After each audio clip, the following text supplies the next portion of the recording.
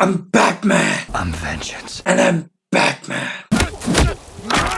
अबे यार देखो, मैं खुद को भी माफ नहीं करने वाला अभी जो कुछ किया मैंने, लेकिन बात को समझो कि मेरे ऊपर इतना प्रेशर है ना, क्योंकि पहले से इस मूवी के बारे में इतना कुछ बोला जा चुका है, इसके ऊपर इतने सारे एनालिसिस हो चुके हैं कि भैया मैं एक्स्ट्रा क्या ऐड करूं उसके अंदर। लेकिन देखो उस चीज के प्रेशर में नहीं जाते। मेरे जो थॉट्स हैं इस मूवी को लेकर मैं वो इस वीडियो के अंदर बताऊंगा, और आपके क्या थॉट्स हैं वो जानने के लिए मैंने एक छोटा सा एक्सपेरिमेंट किया अपने यूट्यूब चैनल के कम्युनिटी पोस्ट पे। ये वाला पोल डाला था कि जब मैं एक वर्ड बोलता हूँ जोकर, तो आपके माइंड में सबसे पहले क्या आता है? हीथ लेजर का डार्क नाइट वाला जोकर, वॉकिन फिनिक्स का जोकर, कॉमिक बुक के अंदर जहां पे जोकर की शुरुआत थी वो ओरिजिनल वाला जोकर, या फिर जो लास्ट वाला ऑप्शन है वो मैंने इसे ट्रोल करने के लिए डाल दिया कि अक्षय कुमार का जोकर। और कुछ एक लोगों ने वो वोट किया है तो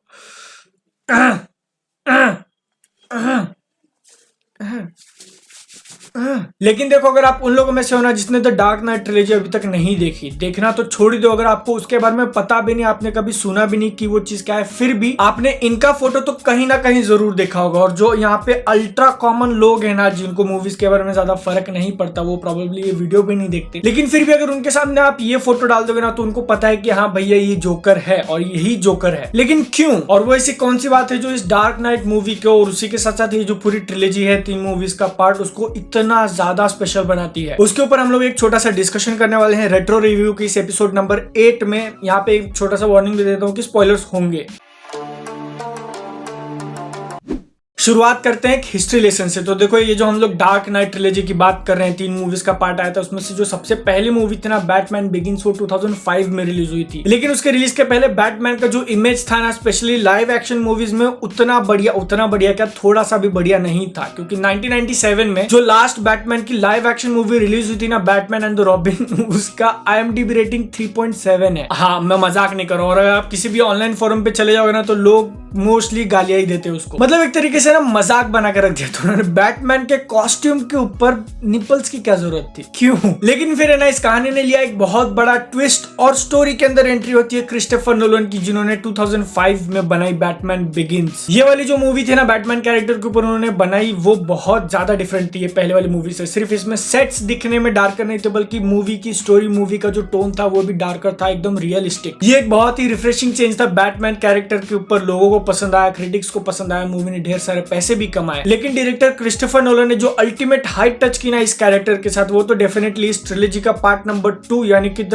डार्क नाइट 2008 में रिलीज हुई थी, उसी मूवी के साथ था। और देखो यहाँ पे ना 2008 एक ऐसा टाइम था जहां पे super hero movies just take off करना चालू हुई थी। उससे पहले थोड़ी बहुत अच्छी मूवीज आई थी, लेकिन इन जनरल लोगों का उतना ज्यादा क्रेज नहीं था जितना आज के टाइम पे है। वही सेम ईयर 2008 में ना फिल्म इंडस्ट्री में एक बहुत ही छोटी सी कंपनी मार्वल जिसका नाम था, उसने अपना पहला मूवी रिलीज किया था आयरन मैन। और शायद से ना किसी को इतना रत्ती सा भी आइडिया नहीं था कि अगले 10 साल में जो भी बड़े बड़े स्टूडियोज है ना हॉलीवुड के, वो सिनेमैटिक यूनिवर्स खेलेंगे। ऐसे टाइम पे मूवी रिलीज हुई थी द डार्क नाइट। अब ये जो है ना पहली ऐसी बैटमैन की लाइव एक्शन मूवी थी जिसके नाम में बैटमैन नहीं था। और अगर आप इस मूवी के विकिपीडिया पेज पे जाकर देखोगे ना तो फिर वहां पे पहले ही स्टार्टिंग में मेंशन किया हुआ है कि ये one of the best movies of that decade है, और उसी के साथ साथ one of the best super hero movies ever made. 8 Oscar nominations मिले थे उसको, और उसमें से उसने 2 जीते। पहला द बेस्ट साउंड एडिटिंग के लिए और दूसरा best supporting actor for Heath Ledger. लेकिन है ना यहाँ पे एक ट्रेजेडी की बात ये होगी कि मूवी की शूटिंग खत्म होने के बाद, लेकिन रिलीज से पहले जो जोकर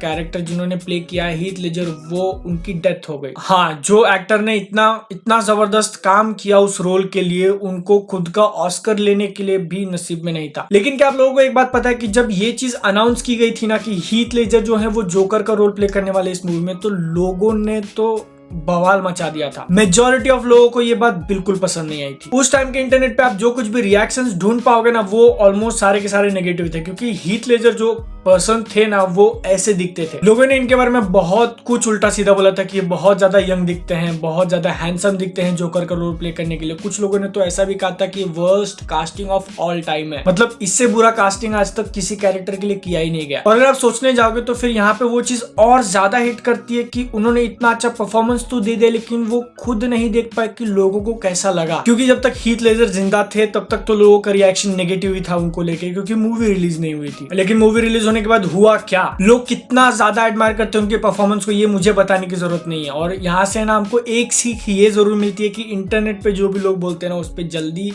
जल्दी विश्वास नहीं करना चाहिए। मैं खुद इंटरनेट का पार्ट हूँ, लेकिन मैं ये बोल रहा हूँ कि भैया इंटरनेट का ओपिनियन फ्लो में मत बह जाना कभी। इस वीडियो में अब तक जो कुछ भी हुआ है ना, ठीक उसी तरह जब भी हम लोग बात निकालते हैं द डार्क नाइट फिल्म की, तो फिर लोग यही मेजोरिटी बोलते हैं कि यार जोकर का परफॉर्मेंस बहुत सही था, जोकर वाज जबरदस्त, मुझे जोकर का कैरेक्टर बहुत ज्यादा पसंद है, हीथ लेजर का परफॉर्मेंस फैंटास्टिक था। लेकिन है ना, फिर शायद ये लोग एक बात भूल जाते हैं कि मूवी के अंदर बैटमैन का कैरेक्टर भी था, और इन दोनों के अलावा एक और बहुत इंपॉर्टेंट कैरेक्टर हार्वी डेंट का, क्योंकि उनको जो है वो एक स्टोरी आर्क मिला हुआ है उनके कैरेक्टर को। इनको लेके बहुत ही इंटरेस्टिंग चीज मैंने रीड की इंटरनेट पे कि मूवी का टाइटल है द डार्क नाइट। ये आप समझ सकते हो कि बैटमैन के ऊपर है, लेकिन ये इनके बारे में भी है क्योंकि ये व्हाइट नाइट थे और मूवी के अंदर इनका कैरेक्टर जो है वो पॉजिटिव से नेगेटिव हो जाता है। तो समझ रहे हो ना, मूवी के अंदर जोकर का कैरेक्टर एक डायलॉग मारता है कि this is what happens when an unstoppable force meets an unmovable object.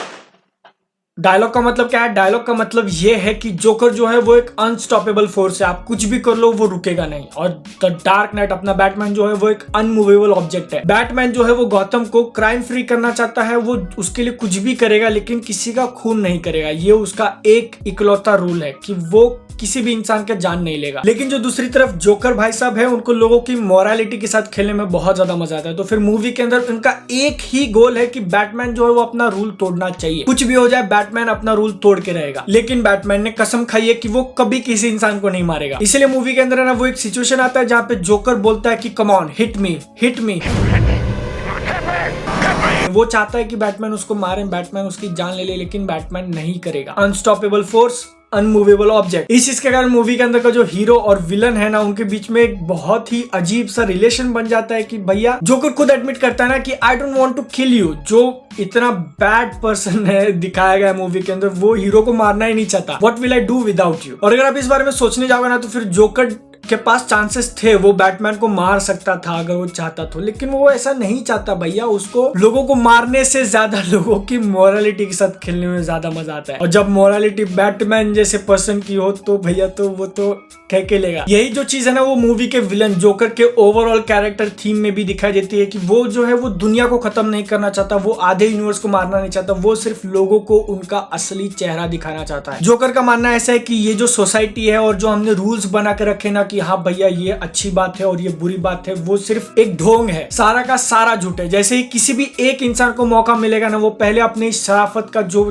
चोला या फिर नकाब वो डाल के घूमता है सोसाइटी में, वो फेंकेगा और अपना असली कलर दिखाएगा। मतलब है ना, मूवी की स्टोरी के अंदर का ये आप एलिमेंट कंसीडर करो कि बैटमैन जो है ना वो हार्वी डेंट को आगे रखना चाहता है। ये जो भी क्राइम फाइट का उसका एम है ना, उसमें वो खुद बोलता है कि हार्वी डेंट जो है वो गौतम का व्हाइट नाइट है। इस चीज को और हार्वी डेंट को सपोर्ट करने के लिए, ताकि ये सब मिलके अच्छी तरीके से क्राइम से लड़ सके, ये सारा कुछ करने के लिए बैटमैन जो है वो खुद रेडी हो जाता है कि मैं पब्लिक के सामने आ जाऊंगा, मीडिया के सामने आके बोल दूंगा कि भैया देखो बैटमैन ही ब्रूस वेन है और ब्रूस वेन ही बैटमैन है। अपनी आइडेंटिटी भी वो देने के लिए तैयार हो जाता है कि लोगों का जो विश्वास है ना हार्वी डेंट के ऊपर से, वो कम नहीं होना चाहिए। लेकिन जब मूवी के अंदर उसी बैटमैन को चॉइस मिलता है कि या तो वो अपने लव इंटरेस्ट रेचल को बचाए या फिर हार्वी डेंट को, तो ऐसे टाइम पे वो चूज करता है रेचल को, गौतम के व्हाइट नाइट को नहीं। मतलब फाइट फॉर जस्टिस गया तेल लेने में, तो पहले अपनी बंदी को बचाऊंगा भैया। जोकर की बात सही हुई कि मौका मिलने पे ना लोग अपना असली कलर जरूर दिखाएंगे। इनफैक्ट अगर आप इस बारे में सोचने जाओगे ना, तो फिर मूवी के एंड में, मूवी का जब स्टोरी खत्म होती है तो उस टाइम पे जोकर को पकड़ लिया जाता है, उसको जेल में डाल दिया जाता है। लेकिन यहाँ पे जोकर हारता नहीं बल्कि जीत जाता है, क्योंकि ये जो गौतम का व्हाइट नाइट है ना, जिसको चेहरा बना के बैटमैन अपना लड़ाई लड़ना चाहता था, उसको उसने टर्न कर दिया, अच्छे इंसान को बुरा बना दिया। और सिर्फ इतना ही नहीं, बल्कि मूवी जब खत्म होती है उस टाइम पे, तो बैटमैन की खुद की इमेज लोगों की नजरों में खराब हो चुकी है। इसी चीज को लेकर एक और बहुत इंटरेस्टिंग बात यह है कि जोकर को मूवी के हीरोज नहीं हराते, बैटमैन और हार्वी डेंट नहीं हराता, बल्कि गौतम का पब्लिक, गौतम की जो आम जनता है वो जोकर को हराती है जब उनके पास चांस होता है एक दूसरे को उड़ाने का शिप में। लेकिन वो ऐसा नहीं करते। और जब किसी भी मूवी की एक अच्छी स्टोरी के अंदर इतने डीप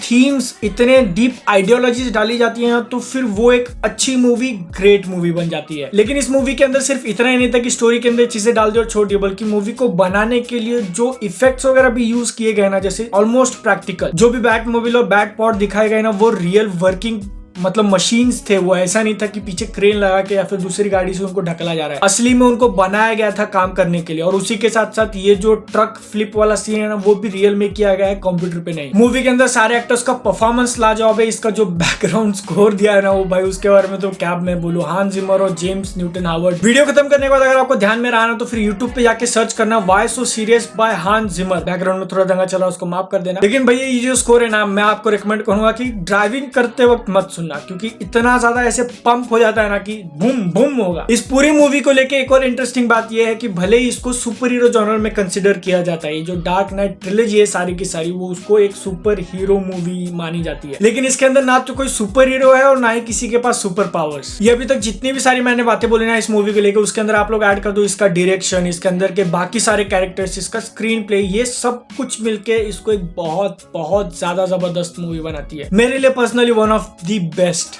ऑफ ऑल टाइम। लेकिन है ना, आप लोगों के क्या थॉट्स है इस मूवी को लेके? क्या आप सिर्फ जोकर के लिए देखते हो, पूरी स्टोरी के लिए देखते हो, किसके लिए देखते हो? जो कुछ भी आप लोग नीचे कमेंट सेक्शन में बता सकते हो। ये रेट्रो रिव्यू का एपिसोड नंबर 8 खत्म हो गया। बाकी जितने भी एपिसोड है उसका प्लेलिस्ट आपको मिल जाएगा, या फिर चैनल पे आके सर्च कर लेना BNF TV retro review. Social media handles पे फॉलो कर सकते हो, मैं वहां पे मूवी सीरीज के रिकमेंडेशंस देता रहता हूँ। वीडियो अगर पसंद आया तो फिर उसको एक लाइक जरूर कर देना, चैनल को सब्सक्राइब कर लेना, और ऐसे वीडियोस में फ्यूचर में लाऊंगा। तब तक के लिए जय हिंद, वंदे मातरम।